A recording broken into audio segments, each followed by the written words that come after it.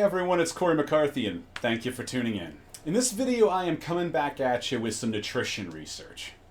I will be reviewing a paper published in the peer-reviewed journal BMC Medicine. It examined data gathered from the American NHANES and NHANES3 studies, both of which were cohorts, that involved over 12,000 Americans aged 20 and up. And as you can see, being cohort model places both studies quite high on the hierarchy of evidence pyramid, which means they provide a higher quality of evidence with a lowered risk of bias. The researchers set out to explore their hypothesis that dietary magnesium intake, particularly magnesium's interaction with vitamin D intake via the sun, supplement, and/or diet, can positively influence one's risk of mortality via impact on serum 25-hydroxyvitamin D levels. And if you review Table 1 in the paper, you will see that all participant data was adjusted for age, sex, BMI, timing of blood collections, education level, race, income level, smoking status, alcohol use,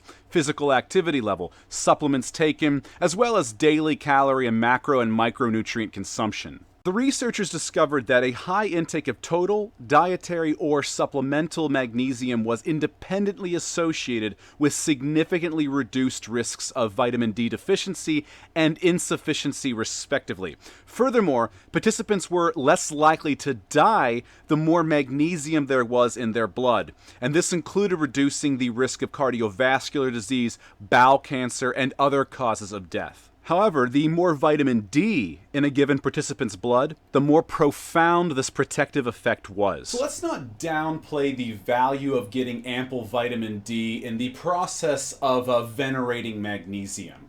Nonetheless, the researchers noted that future studies, including cohort studies and clinical trials, are necessary to confirm these findings.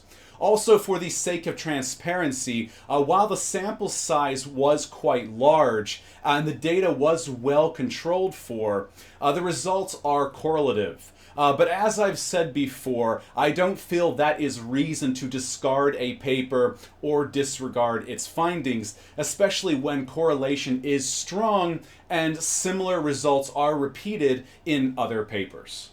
For example, those results are in line with a German study from 2011 which found that low serum magnesium levels were associated with both higher all-cause mortality and cardiovascular mortality. Moreover, a 2016 study found that dietary and total magnesium intake was positively linked with lowered all-cause mortality in breast cancer patients. And another 2016 paper found that higher magnesium levels in the blood not only improved overall health, but reduced the risk of atherosclerosis, high blood pressure, and type 2 diabetes specifically. And a 2014 paper found that higher dietary magnesium intake was associated with lowered mortality in folks who are at a high risk for cardiovascular disease. So we are certainly seeing a trend here with regards to magnesium intake. So again, I urge you not to turn your nose up at any paper simply because correlation does not imply causation.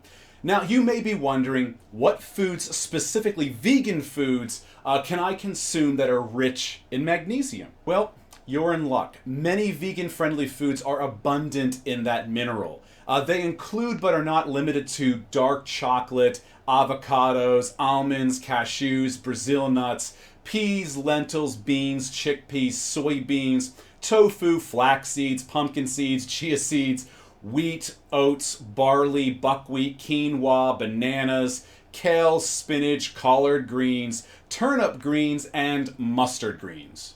In fact, according to the Cleveland Clinic, pumpkin seeds, as marked here in green, contain the highest amount of magnesium at 168 milligrams per 1 ounce serving. And the animal-based foods, as marked here in red, only begin to show up between the middle and bottom of their list. Now, if by some chance you're not consuming any of those magnesium-rich plant foods, which I find to be highly unlikely considering the breadth of options that are actually available, then I recommend that you start adding some or all of them into your diet. Oh, and get some friggin' sunlight too while you're at it, you vampires. Or in worst case scenario, take a quality D3 supplement, such as this one right here that I use, which is derived from lichen. I'll link to it below for your purchasing convenience. Remember, the interaction between magnesium and vitamin D played a significant role in the results of that first study which I had reviewed. And do keep in mind, vitamin D levels have also been shown to be significantly associated with testosterone levels and male sexual function. The same goes for magnesium and testosterone, it appears. Pictured are just 2 studies on the topic. A quick search reveals that there are more. So this isn't just about your health and longevity at this point, but also your gains and your balls. Do keep that in mind. Anyway, leave your thoughts and comments below, and don't forget to like and share this video if you found it interesting. Also, don't forget to subscribe to this channel if you have not already, and press the bell button for notifications, and check back here weekly. All 3 avenues will help ensure that you do not miss any new content from me. YouTube has recently gutted my channel of 122 subscribers to adhere to some stupid new policy called abbreviated subscriber counts that no one had asked for and content creators had even protested against. So check to see if you are one of those unlucky 122.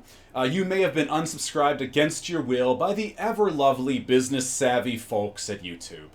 Furthermore, check out the video description for links to my products and services, as well as my affiliate links such as Amazon, and my Patreon and Subscribestar pages, and other ways that you can show your support to me and my channel if you genuinely enjoy and get use from what I provide here. And that includes an array of my science-based training and nutrition ebooks, which can help you get results like those seen on my clients pictured here. There are a lot of ways that you can show your support for what I do. I'm almost entirely demonetized, and YouTube rarely promotes my work. If anything, they seem to be hell-bent on destroying this and other smaller channels. It's really quite disheartening. So I rely on you, my viewers, to keep going and growing. I truly do.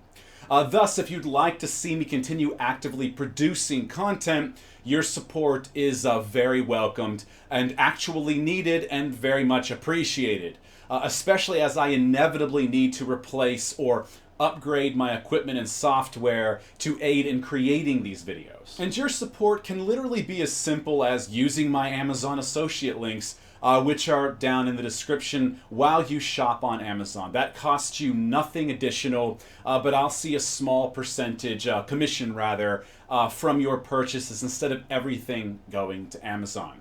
So thank you all, and I'll see you all in the next video. Take care.